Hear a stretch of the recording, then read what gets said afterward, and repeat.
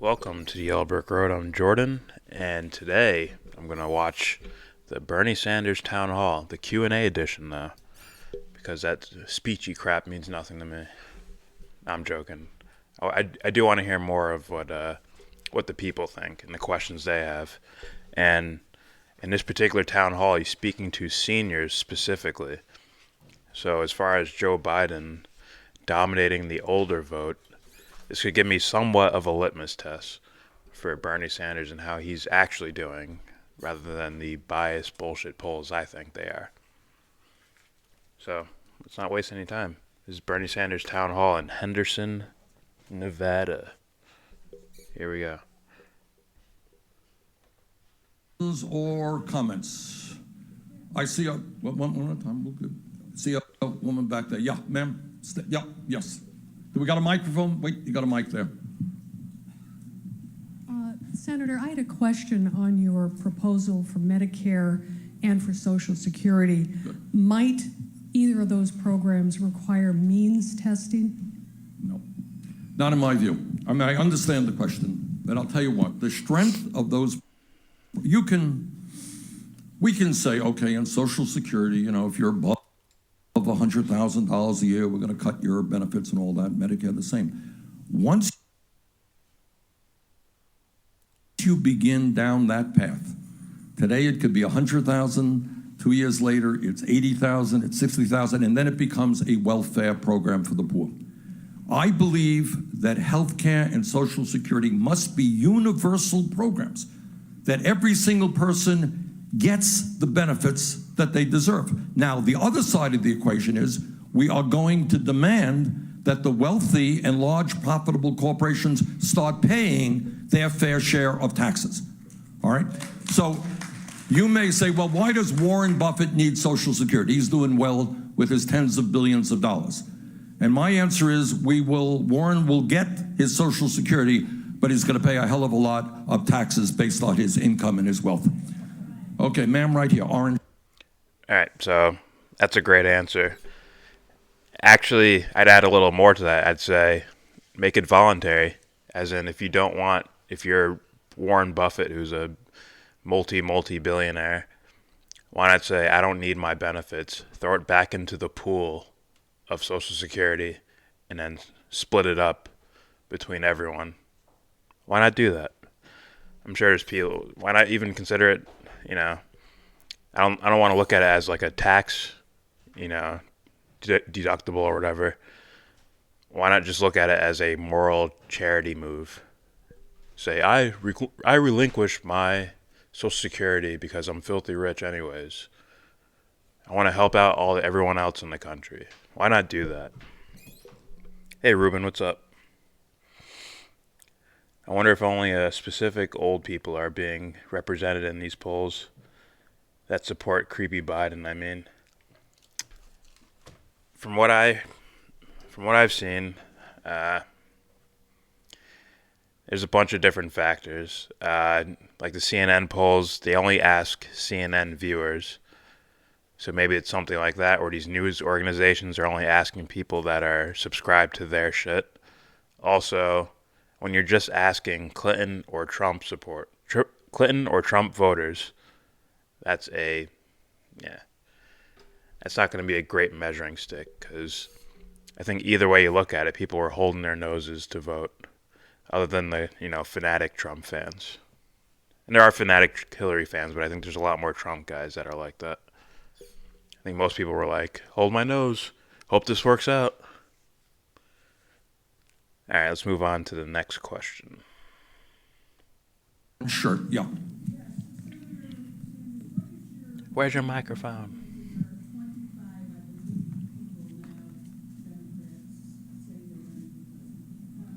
Yeah, I don't think it's, last time I was here, it was a little bit simpler. There were two people.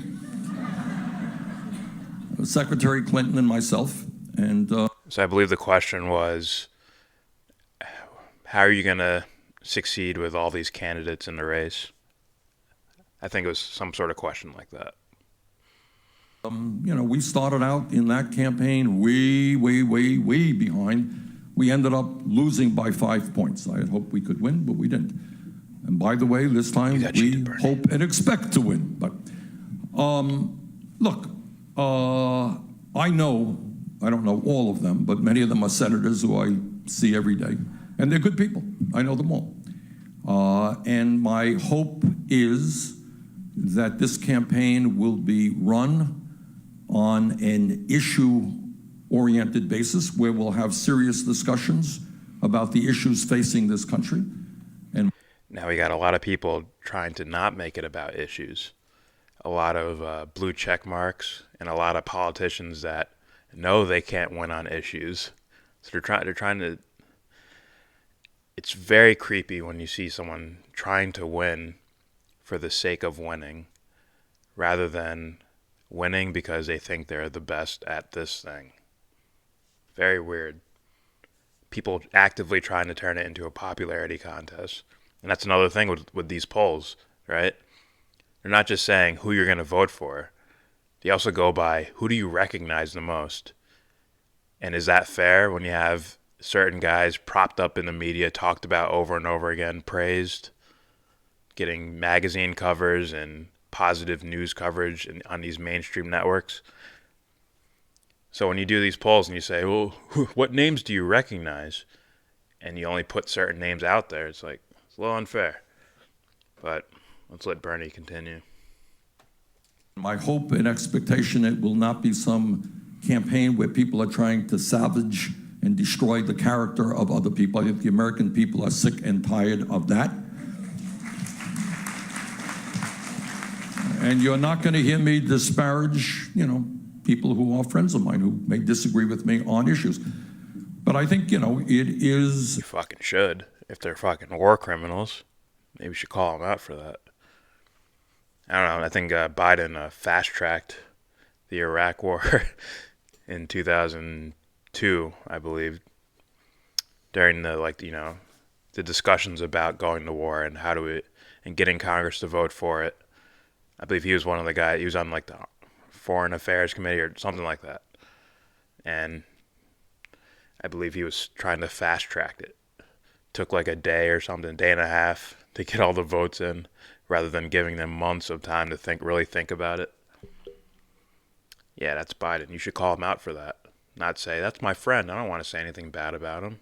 Well, if he did something shitty and he's your friend, as a friend, I would like you to tell him about it. If he's truly your friend, I think he'd appreciate it. Let's continue. Oh, wait. Ruben Garcia, Howard Stern is the latest celebrity to become a fake Bernie supporter. Yeah, I saw that. Those guys try to not know anything about politics. They work hard at it.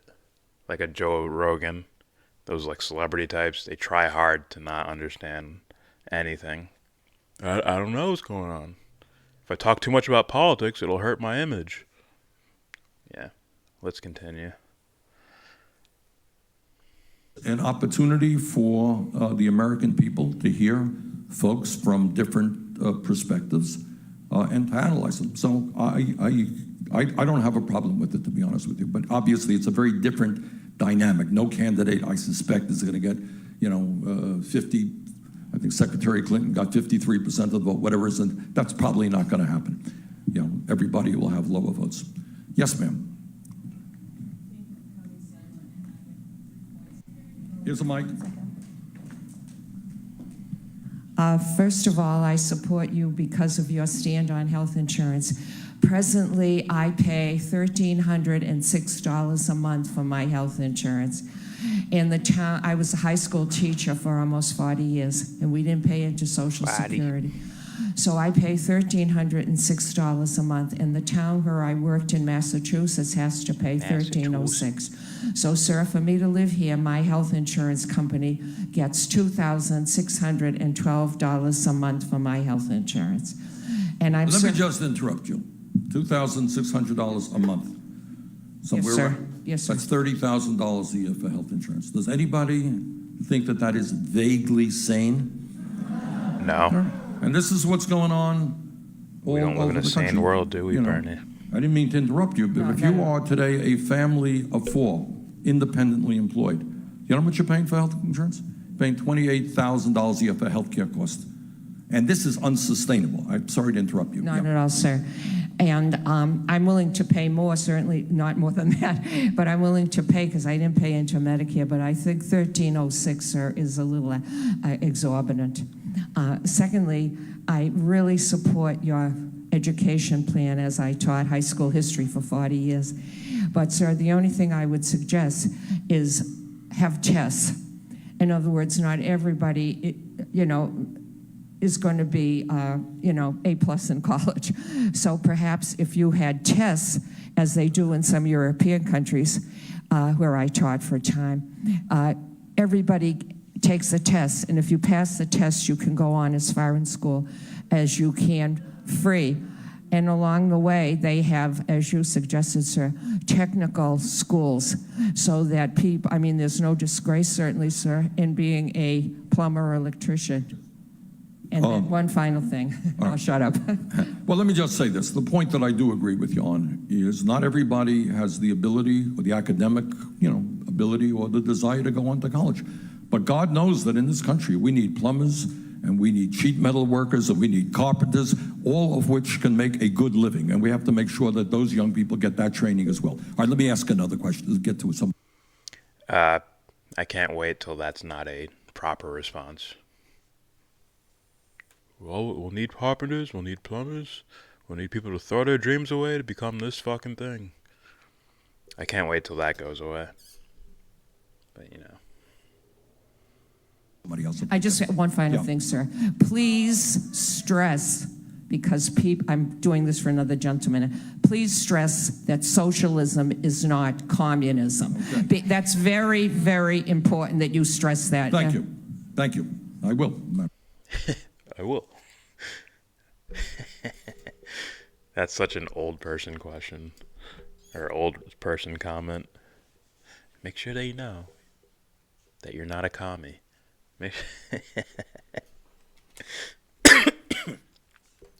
Fuck. Ruben says, that's what Obama Nation did during his first campaign when backstabbed his progressive supporters. I would say it's a good thing that Bernie isn't raising expectations so early. However, he definitely should not go entirely in the other direction. Joe Biden is my friend? Really? Now, I've seen part of this Q&A already, so you're going to be disappointed, Ruben. Pretty soon, you're going to be very disappointed. Oh, and there's an Israel question coming up, so you know. All right. Let's keep going. Matter of fact. Okay, I see a hand way, way in the back. Yes, ma'am. Yep. Stand up. Mike is coming. Thank you. Welcome, Bernie. Thank Glad to have you here. My question, and it's not to be negative at all. We've had other candidates here, and one thing people have been asking, and I want to ask you, is if you don't get the nomination, will you support whatever Democrat gets the nomination? Well, the answer is absolutely and positively yes. I've been very public about that. And I want to make one thing very clear, because sometimes, you see on, oh, really? I didn't know that. I thought I ran all over the country into Nevada and everybody else working as hard as I humanly could to see that Hillary Clinton was elected president of the United States. All right, Now, I was in the comments section during this live stream, and I was like, this is not helping you at all. At all. In fact, you laid your bed back then when you started campaigning for her. If you didn't do that, that would have made a huge difference. This would be a super landslide. Although I think he's going to win by a lot. This would be a super duper landslide if he didn't do that. If he didn't campaign for Clinton. And now he's bragging about campaigning for Clinton. People will still vote for you, but it's not a good look. I mean, like I said, like Tulsi did more than you. She said, "You guys are rigging this against Bernie Sanders. This is unfair. I'm quitting the DNC." Or as vice chair of the DNC, whatever the fuck she was. So, not a good answer. And as just in a technical political standpoint, Jimmy Dore lays it out pretty well that now you're conceding support for this guy before it even gets to that point. So that now they know they don't have to work so hard if they do get a primary. If Biden did, or someone like Biden gets a primary victory, if he wins the Democratic nomination, he doesn't have to change his stupid fucking policy. He's gonna keep it the same, right? Nothing stop. No one's gonna, not vote for him if you say you're gonna vote blue no matter what. He's not losing votes for his shitty policy, so why not just go through with it? And I think that's a legitimate point. Let's let him finish his answer. And one of the things I take a little bit of umbrage at, okay, is just that, all right? Hillary Clinton and I ran in a tough campaign. She won, I lost. After she lost, I endorsed her, and let me just tell you, because, I ran to, I think it was, I don't swear to, won't swear to you, but I think it was 13, 14 states. I did event after event after event in the states that the Clinton campaign asked me to go to. And I think if you ask Hillary Clinton, she will tell you that I worked probably harder than anyone else to try to do everything I could to win that election, because I knew how bad Trump would be. So that's what I did. I am looking forward to winning this election. If I win, I look forward to my 22 colleagues supporting me. If I don't win, I will support the winner. Absolutely. I doubt you get that, Bernie. You win the nomination, they'll probably question you. If they know they can't, if you win the nomination and they realize they can't get you to bend to their will, they will sabotage you some way. Once again, as Jimmy Dore said, and I've said probably before he said it, they want Trump more than they want you, Bernie, as far as on paper, unless you're some sleeper cell. If you're not, they want Trump more than they want you. Also, if you pull Hillary Clinton aside, I bet she'll be like, Biden's my guy. Biden's the one who should be president. So you did all that campaigning for her. I doubt she brings that up, one. And also, she'll probably, she won't be campaigning for you, Bernie. Let's be real about it. All right, let me read some of these comments.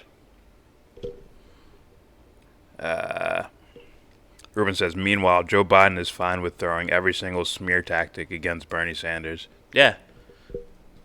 I think it was in Philadelphia, that Philadelphia rally for Joe Biden, he, some dude was like, like what are they called?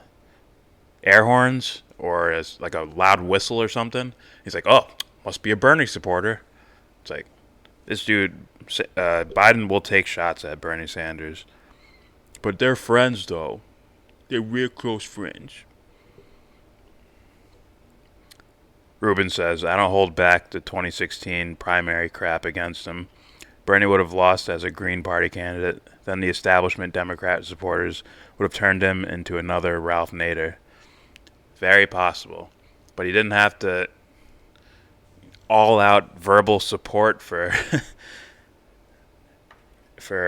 Hillary Clinton. I think people were ride or die for Bernie at that time period. And when he lost, they're like, we're going to triple down on it. But it hurt him a little bit with campaigning for Clinton. Have someone else fucking do that. You don't need to pander to the Democratic Party. They're not the ones that are going to get you elected. It's the people, it's those young people, and I think increasingly older people that are going to get you there. Not the DNC, and they were against you from that from the beginning in 2016. So I think doing that, campaigning for these corporate Democrats and these creepers and, dare I say it, psychopaths, that's not where his winning's going to come from. They're not going to help him like that. Let's hear what the next question is. Yes, ma'am. Speaking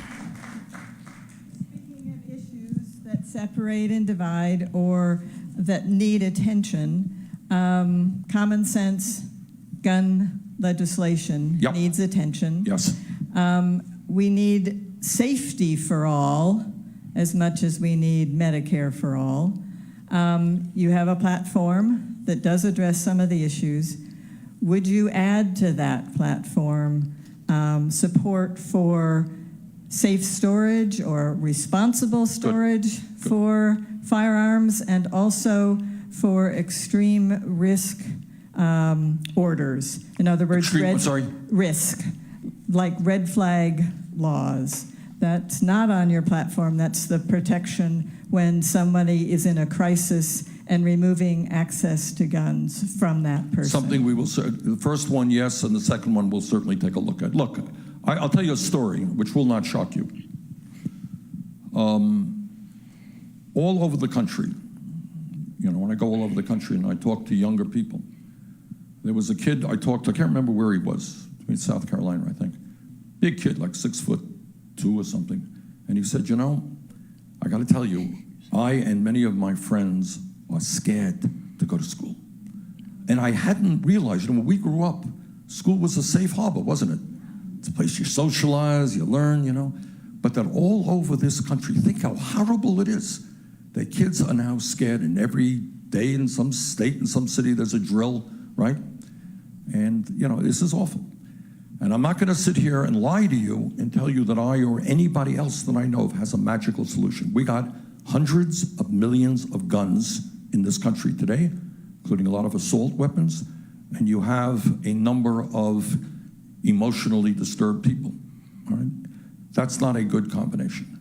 So I think we got to do a couple of things. I think we have to be as aggressive as we can to make sure that guns do not fall into the hands of people who should not have that. And that means a significant extension of background checks, means we have to do away with the gun show loophole, which you are familiar with. It means to say we have to do away with the existing provision where you could walk into a gun show today and do the background check. You can buy 10 guns and you can sell it out to some gang member out there. We got to do away with that. And I'll tell you something else, not widely known. Way back when, 1988, I ran for the United States Congress in a three-way race in Vermont, ran for Congress. I was the only candidate at that point, a few years ago, to say that assault weapons are military weapons and should not be in the hands of civilians in this country.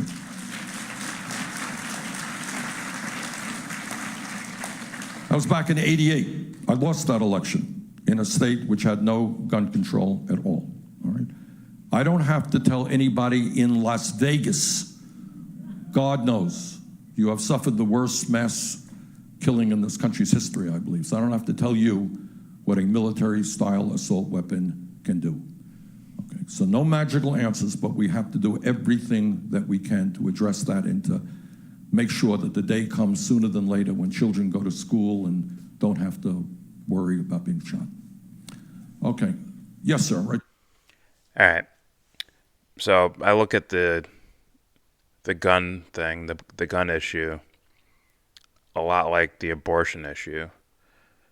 And I would consider these more of a people problem, a human problem, rather than a political problem, right? Healthcare would be a political thing to where we can set up institutions and facilities in order to distribute healthcare to everyone. I guess that requires a system of things. When it comes to gun control, right, it's not guns running out of their, out of their cases, running out and just shooting people, right? It's people doing it. So it is a human problem. Just like abortion, I would say, right? We all know what the right answer is.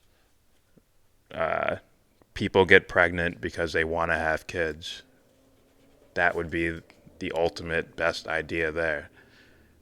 No one would use guns to harm each other. They'd use it for whatever, hunting or target practice, non-human target practice. So I understand why those are very difficult questions for these politicians, because how do you legislate humans? You can't. So that's going to be a tough issue all around. It's going to be tough. It's just what it is. Here we go. Down. My bad. Missed some comments. Ruben says, my entire family supports gun control. I disagree. Gang members get their guns through the black market. Yeah, that and people who legally buy guns sell them to them. That happens as well. The story we always bring up, like, why are these guys in inner cities have guns with, whatever logos on them, foreign languages on them and shit. Yeah, scratched off pin numbers with foreign logos or whatever. Or the guy, there's like a rapper who was on a radio station talking about how people just go into the train station of some sort of like not like a public train system, but like something where they just do like cargo and shit. They just go in there, steal crates of guns, and leave. It's like, and for some reason they don't bother to secure that place. So my conspiracy mind goes off a little bit with scenarios like that. Ruben says, what I hate about the pro-life crowd is that they always act like abortions are happening in mass. Yeah. Just like, I don't know. Just like Molyneux or Vincent James talking about, look at the black crime rate, black violent crime, and it ends up being 0.0012 of the population of black people. Yeah. So yeah, tricky subjects. Hard to answer, hard to come to a political solution for it. These are human problems, so you need, in my opinion, you need philosophers and existentialists and psychologists. You need those types of people to deal with these things. Are they? Well, are they educated enough? That would be the question. Is there enough wisdom present for that? All right, so this guy is going to ask about my favorite topic, foreign policy. He doesn't have a microphone, so Bernie's just going to repeat the question for him. Here we go. Yes.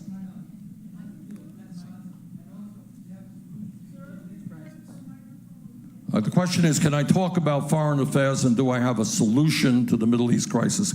God, if I had a solution to the Middle East crisis, I'd be the smartest guy in the world, and I don't. All right, but thank you for asking that. Now, so let's talk about foreign affairs, military affairs. I don't know, lately I have been attacked by a number of media sources for my views on foreign affairs and military affairs. So, not as much as Tulsi. Oh no, what happened? Oh, did they cut the stream? I'll find it somewhere. How dare they?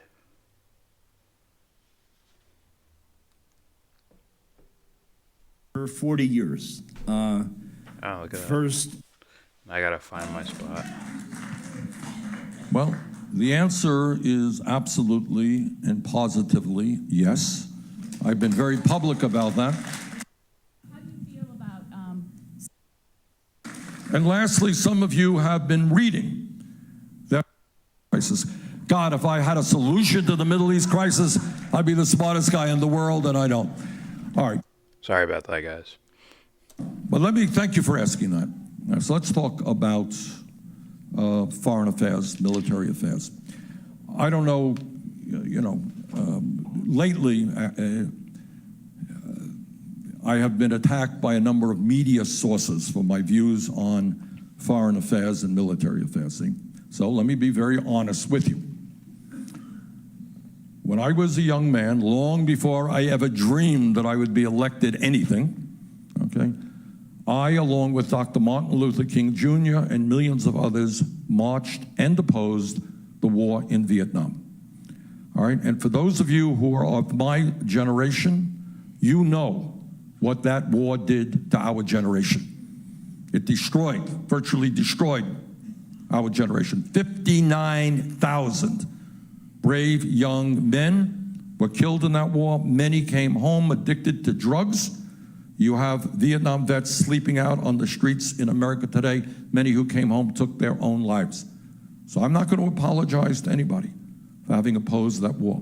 When I was in the House of Representatives and the issue of invading Iraq came up during the Bush administration, go to YouTube and hear what I said. And what I said, in essence, I do not believe Dick Cheney or John Bolton or the Bush administration when they told us that Saddam Hussein, a terrible dictator, had weapons of mass destruction. And I did everything that I could. I really did. Tried as hard as I could to prevent the United States from getting involved in that war. And all of you know the horrific impact of that war. Now, you tell me Joe Biden's your friend, but he was selling the shit out of that war, fast-tracking it to get passed in Congress. So I hope you bring that point up. Just say, listen, man, it's not personal, it's just what it is. Why? He better fucking do that on a debate stage. Because if they don't let Tulsi into these later debates and they start asking about foreign policy, they're like, whew, Tulsi's gone, we can start asking about foreign policy. To where there's no challenge to Biden, like, you're going to have to fucking do that. Also, didn't you vote for the first Iraq war? How about Ukraine? How about that? So, I want to hear him evolve. I don't want to hear his accomplishments. I don't want to hear about your accomplishments of in foreign policy as far as voting goes. I want to hear you be strictly anti-war, straight up. Right? Tulsi gets all the slack after she starts coming out and talking about all these issues, going out of her way to talk about these issues. And yet these same people, like the Young Turks and people like them, they don't question Bernie Sanders' foreign policy so much. It's like, it's very weird. It's a very weird thing. Here we go. So I don't make any apologies for that. A couple of months ago, I worked with conservative Republicans in order to get the United States out of the unauthorized, unconstitutional, and horrific war in Yemen. You know what's going on in Yemen? Yemen is a poor country, but as a result of the Saudi-led intervention in the civil war there, the United Nations estimates that some 200,000 men, women, and children, civilians, will be dead by the end of the year, and tens of thousands of children have already starved to death. And there is a real danger that that will turn into a mass famine. Worst humanitarian crisis in the United States, caused by the dictator of Saudi Arabia who got intervened. We should not be in that war, and we do everything I can to get us out of that war. What about Syria, Bernie? Just saying. I mean, once again, these are accomplishments that you've done. This is, I stood up in front of Congress and didn't vote for this thing, or I voted for this thing, or I proposed this thing. How about the things where you didn't have time to be involved in? Issues that you can talk about. How about Venezuela? How about Syria? Let's continue. And lastly, some of you have been reading that this guy, John Bolton. Everybody know who John Bolton is? All right. John Bolton was one of the leading architects of the war in Iraq in the Bush administration. And he is one of the few remaining human beings on earth who actually believes that that war made sense. And now he thinks, based on how wonderful the war in Iraq was, that maybe we should go to war with Iran. I think that is about the dumbest idea that I've ever heard in my life.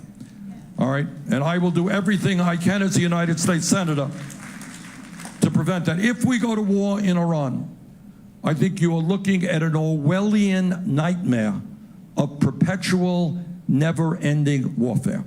All right, last point that I want to make is we have a president who, I mean, it's hard to believe, given our history, our belief in democracy and justice. We have a president who continually has conflicts with our allies around the world, whether it's Canada, Germany, UK, and yet cozies on up to the worst dictators in the world. All right? I want to do everything we can to prevent a war with North Korea, absolutely. And I don't fault Trump, by the way, for sitting down with Kim Jong-un. But you don't praise somebody who is running one of the worst dictatorships in the world. You can negotiate, don't praise. You don't praise Vladimir Putin. You don't bring the guy from Hungary here who is an anti-Semite. All right? So what we have got to do is have a foreign policy which stresses democracy and human rights, which says that we have to do everything we can to bring countries together, strengthen the UN, and do everything we can to prevent war and solve international conflict through diplomacy. Last point I'd make on that. Real quick, all those countries probably view us as the biggest dictators in the world. Just saying. I wonder if Bernie will take a look at that type of perspective and the things we've done in other countries. Last point I'd make on that. Now, this may be wishful thinking, but this is what I would do as president. Right now, in the United States and around the world combined, the world is spending about $1.5 trillion on weapons of destruction, right? Tanks and guns and planes to kill each other. Meanwhile, you got climate change out there, which is one of the great threats that this planet has ever faced. My hope is, as president, that I would lead this world to maybe, instead of putting money into weapons of destruction, let us come together to fight climate change rather than kill each other. Okay. All right. But I don't know. I wouldn't need to bring up climate change. Well, I'm fine with what he said. It's just I don't need to trade off destruction things, existential threats. I don't need to trade them off and say, this is worse than this, so why not pay attention to this more? Why not just say, this is bad, and let's fix this in two separate ways? But, it is what it is. Alright, reading some comments. Ruben says, well, the entire UN supported the first Iraq war. Fuck them. Babies in incubators. Ruben Garcia, this woman activist really ripped me a new one for wasting the entirety of last year doing nonsense when the Yemen genocide was happening. Good. See, I'm glad there's people out there like that. Alright, I didn't know about Yemen when it was first happening or whatever. I don't even know when it started. I'm that ignorant. But I know about it now. And we should be thankful for these other people that go out of their way to dig into this information. And can you imagine if, things why I support something like a UBI type scenario, to where people are following their interests rather than working towards a career, right? Like if you look at a guy like Ryan Dawson, if he's just working for a career strictly, he might not be putting out all the information we have, or might not be putting out all the information he has about the Middle East and all the connections he has and all the experiences he has to become like this encyclopedia on Middle Eastern affairs.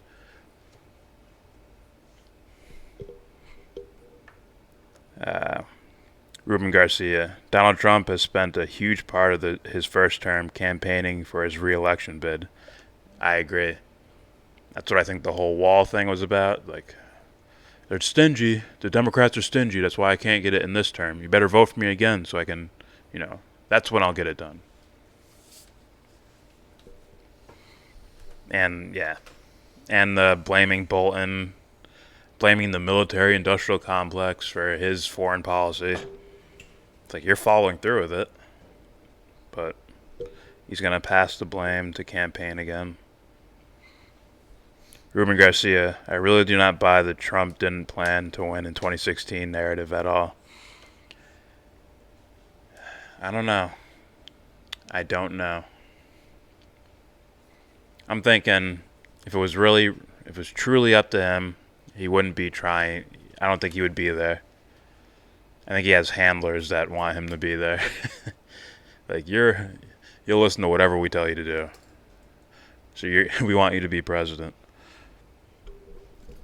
If you don't, we'll financially ruin you or something. I don't know. Maybe not. Ruben Garcia, the entirety of the left-wing base, including Jimmy Dore fans, are pushing this. Climate change is the biggest threat of humanity narrative. Yeah. I think some believe it. Some are using it as in a way, a political tool. As in, let's stop fighting wars, and sort of like what Bernie's answer was. It's like why don't we just, fix these problems? Just, let this progressive policy go by here with these particular problems, but let's really focus on climate change. Why are we spending money on wars when when the planet's not going to exist in whatever years, in 20 years, or whatever they say? Yeah, Sheldon Adelson, as Adam Green would say. What's that?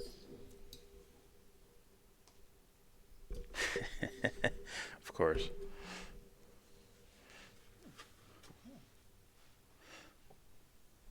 I got you, man. You are literally Lisa Simpson when Homer's on the beach. Okay, honey, I see you. Okay. She's like, Dad, look. Dad. All right. So let's continue on. Yes, ma'am. Yes, ma'am. Wait for a mic. I think there's a mic on the way. How do you feel about starting impeachment proceedings based on yesterday's testimony? As a Democrat, it's very frustrating to think we're just got to wait until you or one of your colleagues wins in 2020. Yeah. Thank you. Good question. All right. Here is a question I could care less about, but here's his answer. Nancy Pelosi does not have an EC job.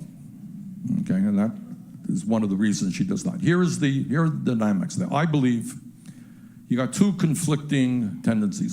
Oh, I think Nancy Pelosi voted against the Iraq War by accident. Just throwing that out there. And I think they can be resolved. Number one, this president is not above the law. No president is above the law. This president must be held accountable. And I believe that the Judiciary Committee should begin impeachment inquiries. Inquiries, all right? Now, that's not... It's a distraction, goes too far out of the way. I mean, if you impeach him for war crimes, I'd be all for it. And that should just take no time, really. Literally bombed a nation without evidence. That literally happened. And no one cares about that. It's more about Russia. It's more about the election. Or actually, it's moved on from Russia because that fell apart. It's moved on to obstruction. Obstructing a crime that didn't happen. Let's continue. Impeachment, that is to determine, it's the first step, to determine whether or not Trump has committed impeachable offenses. Now, you may not like Trump. I don't like Trump. That's not an impeachable offense. You got to do that. Okay. A lot of people might think differently than that. And so I support the beginning of those inquiries. But here is the danger, which I think Nancy Pelosi and many people are struggling with. It may well be that Donald Trump wants to be impeached because he knows that in the Senate, you know what you need? 2/3 of the United States Senate. You all know that. I think what Bernie means is he might want the distraction of impeachment, so you don't have to pay attention to actual issues. And all those mainstream corporate Democrats want the same thing.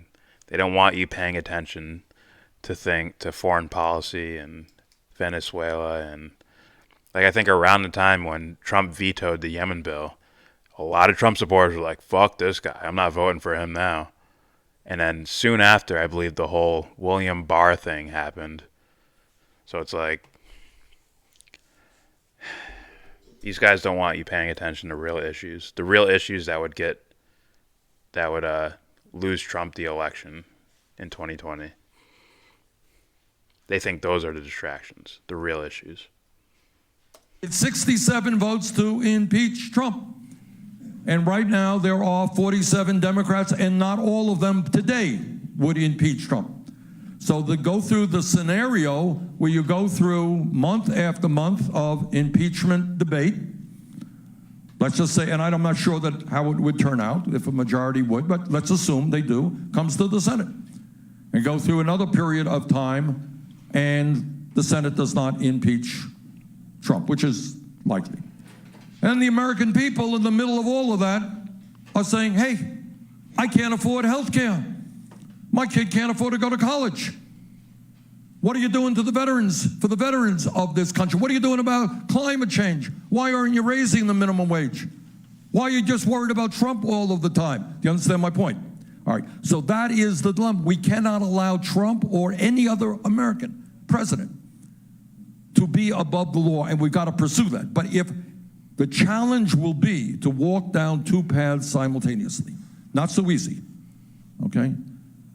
We cannot make ordinary Americans think that we have forgotten longer hours for lower wages, that they can't afford health care, that their kids can't go to college, that climate change is not a huge issue. You follow what I'm saying? So that is the difficult challenge that we face, not to fall to do something that Trump, in fact, may end up wanting us to do. Yes, ma'am. Trump and the mainstream media who want the ratings of, the soap opera of Trump and Russia and blah, blah, blah. Will the president get impeached? This guy that you guys don't like, here's how we'll impeach him. We won't talk about foreign policy because we agree with that too.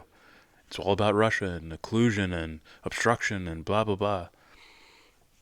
Distractions. And I don't know why Bernie didn't just say it's a distraction from real issues. Go out and just say that, man. Sometimes I think a lot of these guys think pandering is how you become more popular. It's like, I don't think so. I don't think so. How else did Trump win? There's a mic right behind you. You're right. Thank you. Anna, thank you for your patriotism, too. You've been around a long time and worked hard for American people.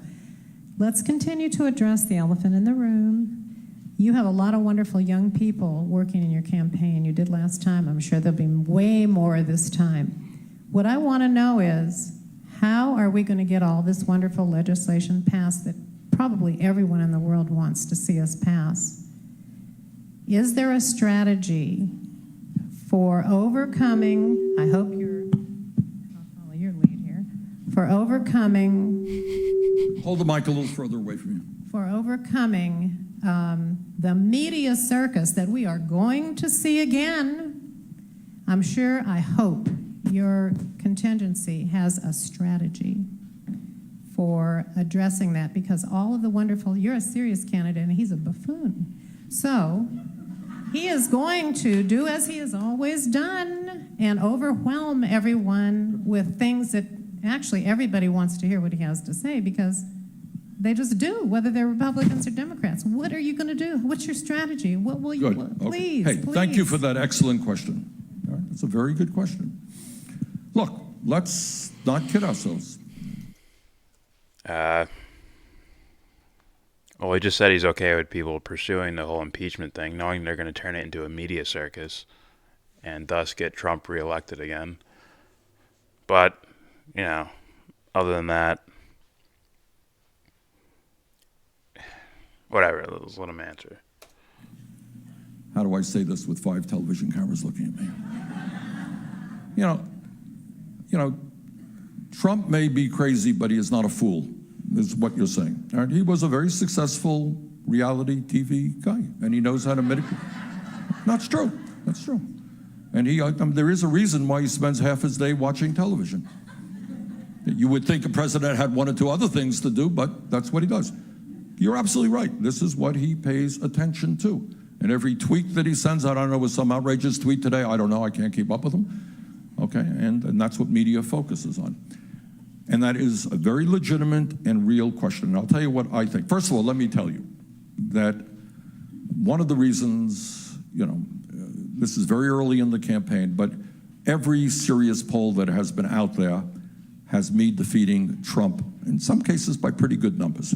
All right, so we should not be pessimistic about whether he'll be a tough candidate. All right, but I think he can be beaten. We did some polling a month or so ago in Pennsylvania, Wisconsin, and Michigan, states he won. We were pretty far ahead of him in those states. I think we beat him for 2 reasons.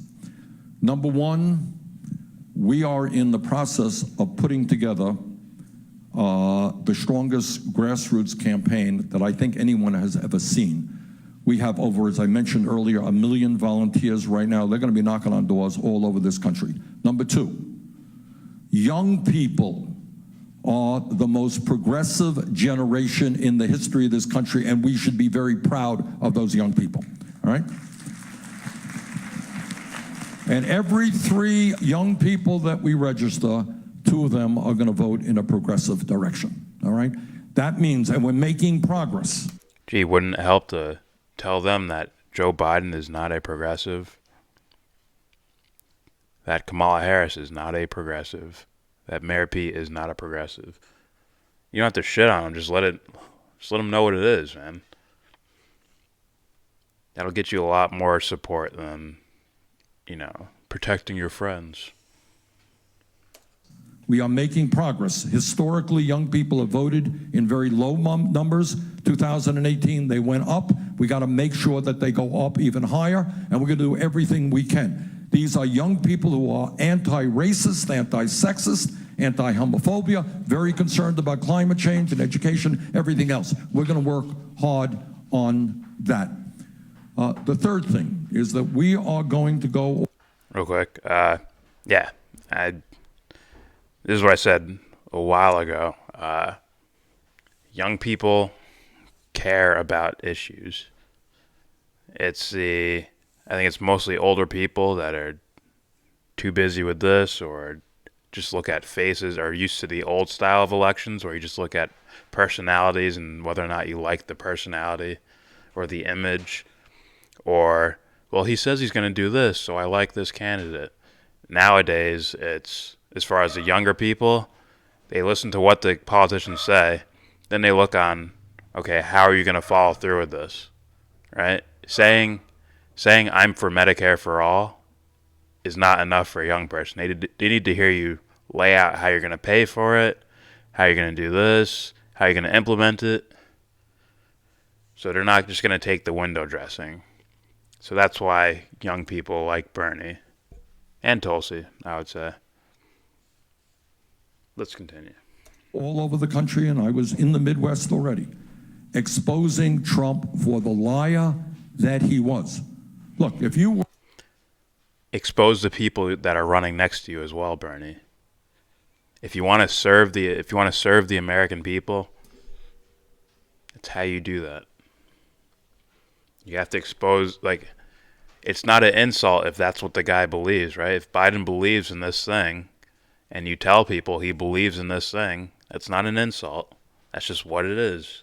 Why not tell him that? You're a worker in Michigan, and your job was shipped to China or someplace. You wanted to hear what Trump had to say. If you couldn't afford health care, if you couldn't afford to send your kids to college, what he said made sense. Problem is, he lied. And we will expose him for the liar that he is.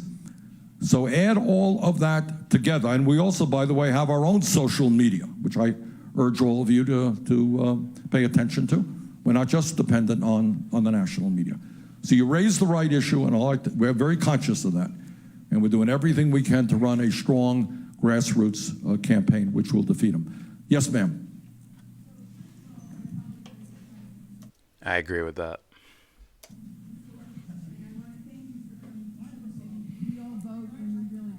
Oh, okay. I didn't take it as an insult. Okay. Anyway, you just started to talk about the Middle East and didn't mention Israel.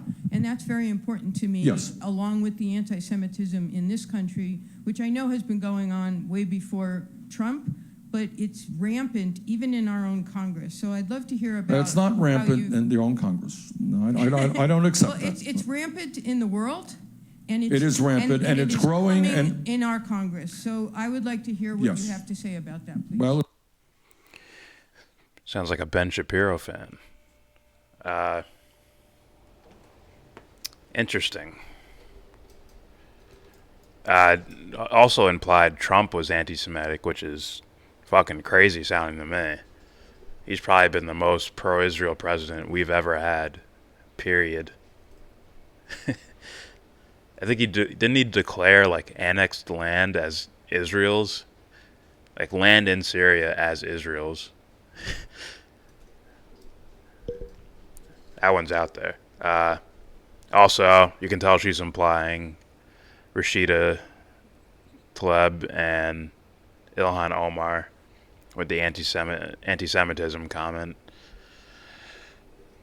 I think those are fucking bullshit. Well, yeah, they're bullshit. Especially Ilhan Omar's. I don't know Rashida's comments so well. I don't know how bad her thing is, how bad it is. But I know Ilhan Omar's like, that doesn't sound anti-Semitic. She also comments on Saudi Arabia as well. Is she Islamophobic?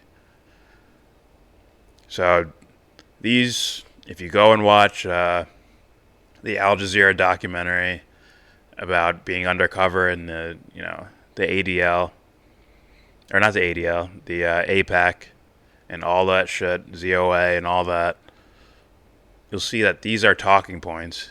And I don't think she's some sort of agent or something like that. I just think she's probably Jewish and brainwashed by those type of talking points, to where you have the Ben Shapiro types. Not saying she listens to Ben Shapiro, but they all have the same talking points when it comes to Israel. It's, if they say something about you, it's anti-Semitic. If they question Israel, it's anti-Semitic.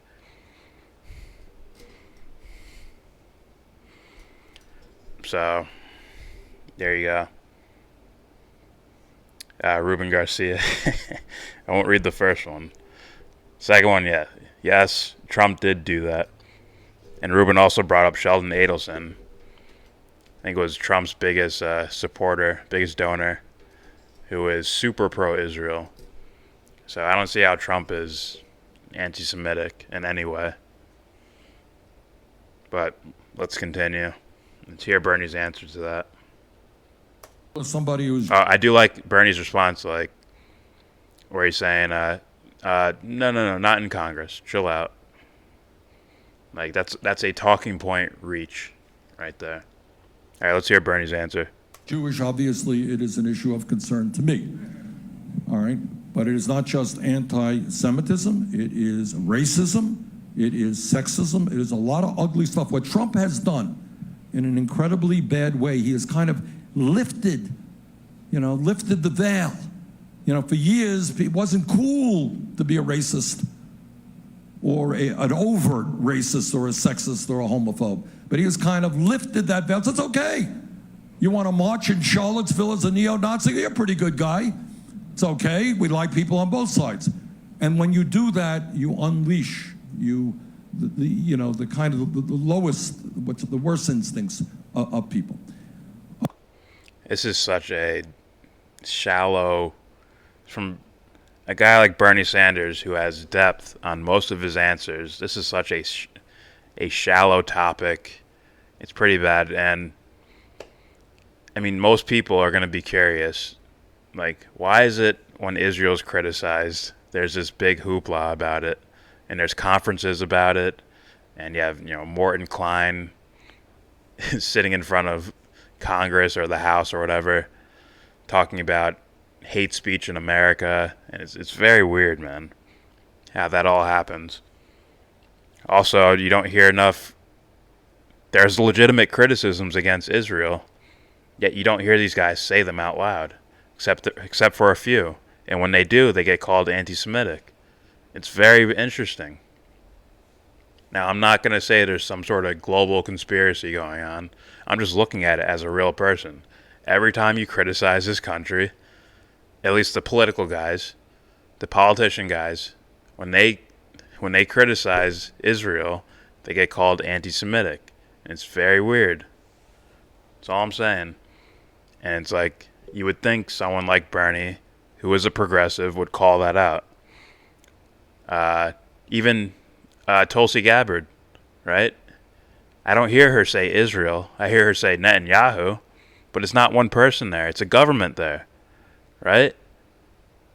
When she says the U.S. has been waging illegal wars in these foreign countries, the U.S. government, we know what you mean. We know you mean the government of the United States. We know you don't mean just everyday Americans. We know you mean the government of the United States is waging illegal wars in foreign countries. So why can't you say Israel is doing this and wherever? Human rights violations when it comes to the West Bank and Gaza. Why can't we just say that? Very, very, very weird.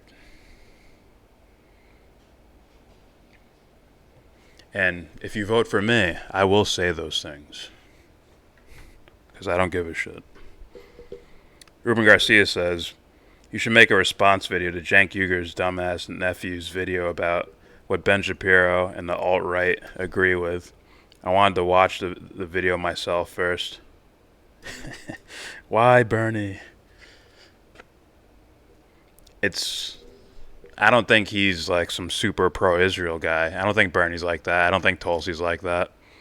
What I think is they realize if you call out Israel, certain things happen. That's just what seems to happen. I don't know. Maybe I'm misinformed. I'm just saying. Matt Hunter says, why did the same people that say it's okay to be critical of Jews call Trump racist and bigot for supposedly calling some Mexicans rapists and killers? So why did some people that say it's okay to be critical of Jews call Trump racist? Because they play for teams as well, I think. I think they play for teams as well. They're a little blinded by certain things. Damn near all these politicians seem like that. And that's why I say of Mike Gravel, it's like, that dude seems unfiltered. But that's why it seems like he doesn't have a chance to win the presidency. Even if you're wrong about it, just be real about it, you know? Ruben Garcia. Stephen Miller is a white nationalist. Brave. Ilhan Omar. Yes, Stephen Miller is a piece of shit and criminal, but he's a Jew. Oh, okay. That's what Ilhan Omar said. It's fashionable to say that, to call someone a white supremacist or a white nationalist. It's acceptable, right? Politically correct. Yeah, we have politicians at this. They have to have a standard of speech. We also have to give Ilhan credit, right? Talking about AIPAC, grilling Elliot Abrams on Venezuela. So she has, some points there. Matt Hunter, why did the same people that say it's okay to be critical of Israel call Trump a racist for calling some black majority nations shitholes? Like I said, team playing. Team playing. Want to be critical of both things, like we did. No shit, look at that.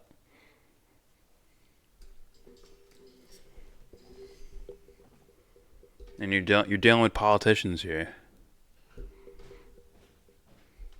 I mean, it's been the same story for a while. I also see a progression.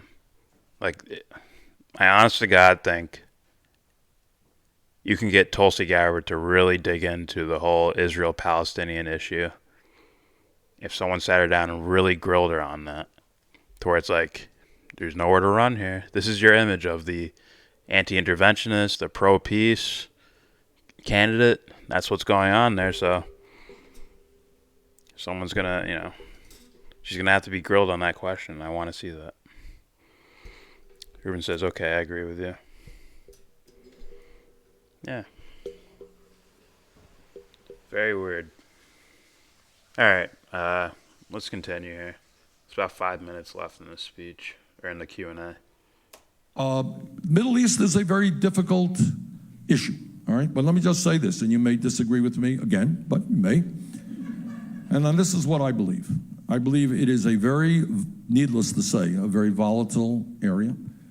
I think the United States, for the sake of Israel, and I 100% support and defend Israel's right to exist in peace and security.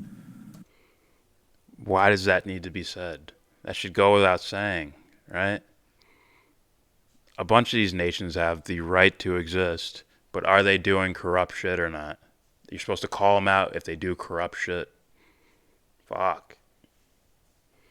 See, it's a talking point that they have to go through, right? It's just like, yes, Assad did gas his own people. Now let me go to my answer. It's like a disclaimer that does not need to be thrown out there. Why does it even need to be brought up? Why not just say, I support peace all over the world? Simple, done. Here's the corrupt shit that happens. Here's the governments involved. Here's the people involved. That's simple.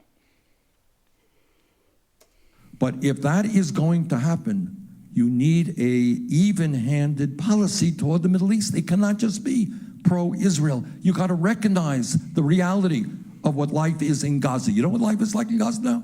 Thank you, Bernie. Got youth unemployment of 60 or 70%. People can't leave the area. Do you think that that is going to lead to sustained peace? I don't think so. It's not. We are the wealthiest country. Well, tell us why that's happening, or how that's happening. How is it that way? Is there a giant blockade? Is there a blockade of goods? Does that happen? I know that is... Considering all the other things about foreign policy that Tulsi gets right, if she got that right as well, overwhelming support, I believe. Overwhelming support. A lot of people care about the Israel thing just based on looking on the surface. Looking on the surface at it as in, these guys do shit and they don't get in trouble for it. But when this country does one thing, we're invading the next day. Or we're sanctioning the next day. Instead, we give Israel more money. And they get talked about, they get yelled at or something. But nothing actually happens. I'm not saying go and invade Israel. It's just call them out for their shit. And as Bernie said, have an equal policy for all the countries there. Don't just, let a Democratic leader rise in one of these Arab countries and then oust them. Right? We've been doing that for a long fucking time. We've been implanting dictators in these Middle Eastern countries. That's been happening. So, yes, we should have an even-handed policy for all these places. It should be a human-based policy, not a favoritism policy. I get criticized for saying that a lot. All that I'm saying is I am pro-Israel, but I'm pro-Palestinian as well. Bring people together. We use the power of the United States and the resources of the United States to bring people together, what is a very difficult issue. Clinton tried to do something. Jimmy Carter tried to do something. This is tough stuff. And the leadership on both parts, whether it's Netanyahu or the Palestinian leadership, leaves much, much, much to be desired. Very difficult. So no easy solutions. Okay, maybe one last. Well, there are people that want to instead of that are finding a solution that isn't violence-based or military-based. It's called boycotting, right? That's a nonviolent protest. And Bernie is against the BDS movement. Maybe he thinks their reasons are because they want to destroy Israel, as most of the talking points I hear is. But I don't think that's the case. I think it's people, some may be even over-exaggerating, a crisis for the Palestinian people. And their way of combating that is to boycott them. Like, oh, we're not going to use your goods and all that. But those things don't work if the U.S. government just bankrolls you on the side anyways, or gives you a shitload of money anyways. So if you want it even-handed, you're going to have to pull back that military support, that overwhelming military support for Israel, as far as compared to the Palestinians. Because if you start funding both sides like that, you're going to have an all-out war, I guess. So why not just pull all military support and turn it into something like humanitarian aid for both sides? Why not do that? I don't know. Make it into a human thing, not a political foreign policy thing. But hopefully Bernie can do well in that area. But let's continue. Last question, gentleman right here. You got a mic coming. Why can't we do as they do in Japan and in Europe and reprocess and recycle nuclear waste on the site? We don't want weapons-grade plutonium shipped to the test site on public highways and nuclear waste going through the highways in secret without any coordination with local first responders. If there's an accident, there's no antidote on the truck. The truckers are certified by DOT to do all sorts of things, but not to give first aid. The casks themselves, the plutonium casks, are only certified to withstand a 30-foot drop. And when you're assessing risks, you have to consider the worst case scenario, Sure. not hypothetical or typical accidents. Okay, let me just say, I agree with you. B, my old friend Harry Reid made it very clear to me that he thought, and I agree, that Yucca Mountain is not a safe repository for high-level nuclear waste. I agree with that. I do not believe that, people disagree with me, maybe here. I believe that the future of energy in this country is a massive investment in wind and solar. And by the way, this state should be leading the country in solar. And you're not. That speaks to the power of the industry.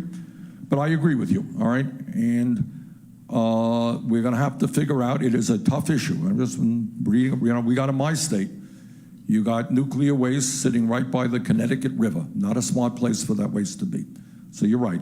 No Yucca Mountain. Let's figure out a safe way that we can deal with this very dangerous material that lasts for zillions of years. Okay, I got to get going. But let me thank all of you for being here. And just All right. That's enough from you, Bernie Sanders. Actually, let's see if he says something important at the end. Why not? tell you what you already know. This is an unprecedented moment in American history. We have got to act in an unprecedented way. On issue after issue, the American people support us. And if we can prevent Trump and his allies from dividing us up, if we can stand together and support the winner of the Democratic primary, which I am pledged to do, I hope it's me, but if it's not, I will do that. And let's go forward together, not only to defeat Trump, that's terribly important, but to create the kind of nation that we, as the wealthiest nation on earth, should be able to have. People should not have to pay $1,300 a month for health care. Kids should not be able to go to college. We should be aggressively addressing climate change. So we got a lot of work in front of us. Let's go forward together. Thank you very much.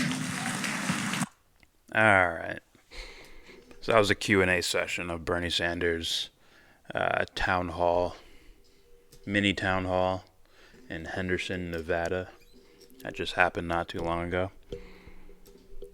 I'm going to be critical of whoever's fucking talking.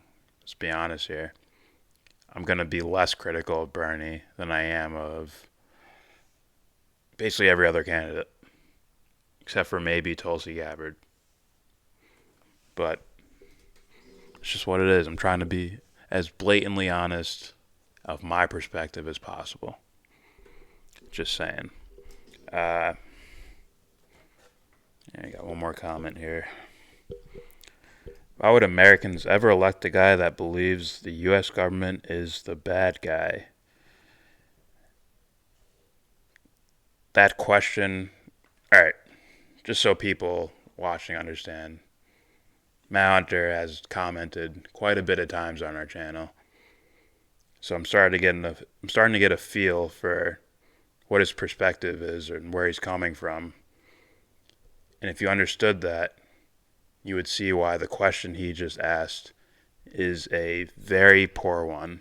Because I believe you're going into context of, if you criticize a nation, it's bad. You're a hater of that country, or you think they're the bad guys.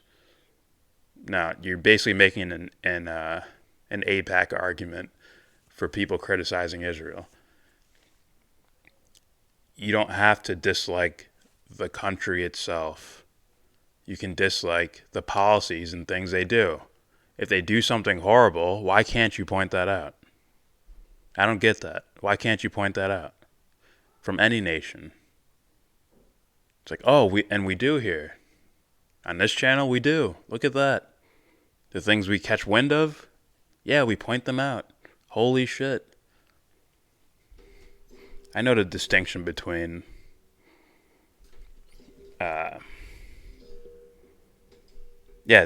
the people know the distinction between the government and what the government does and the people of America.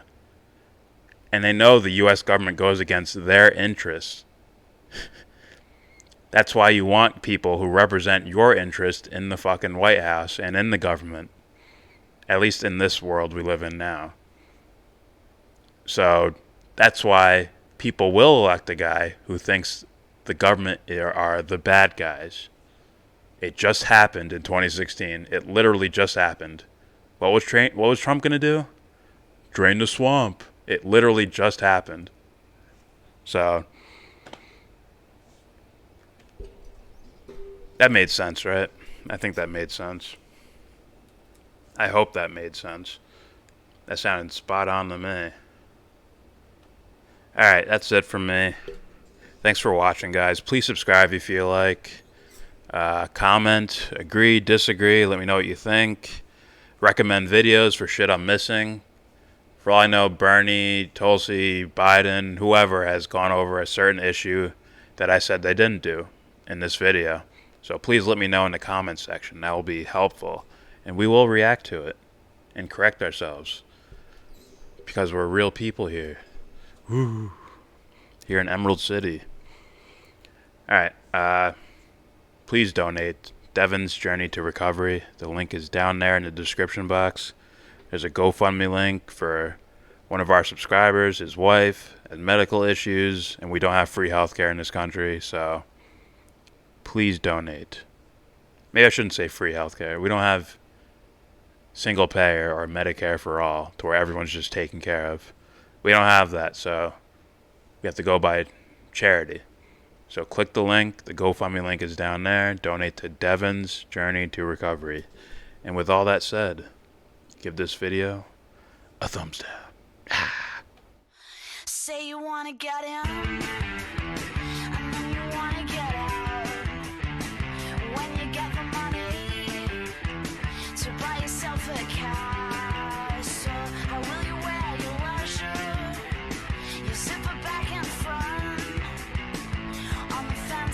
weather, weekends in weather.